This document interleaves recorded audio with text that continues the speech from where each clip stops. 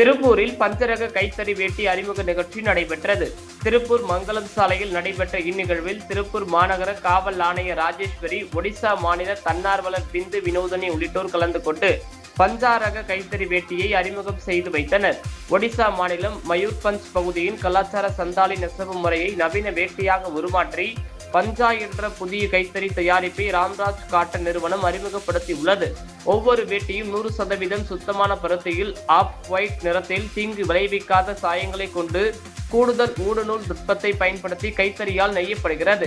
இந்த முயற்சி சந்தாலி நெசவு மீதான நன்மதிப்பை ஊக்குவிப்பதோடு இந்த கலாச்சாரத்தை உயிர்ப்புடன் வைத்திருக்கும் பெண் நெசவாளர்களின் வாழ்வாதாரத்தையும் வலுப்படுத்தும் என்பது எங்களின் நம்பிக்கை என்றும் 400க்கும் மேற்பட்ட கைத்தறியாளர்களுக்கு இதன் மூலம் வேலைவாய்ப்பை உருவாக்க திட்டமிட்டுள்ளோம். வாடிக்கையாளர்கள் நலனை கருத்தில் கொண்டு எதிர்காலத்தில் வேட்டி விலையை குறைக்க முயற்சி மேற்கொள்ளப்படும் என்றும் நாகராஜன் தெரிவித்தார்.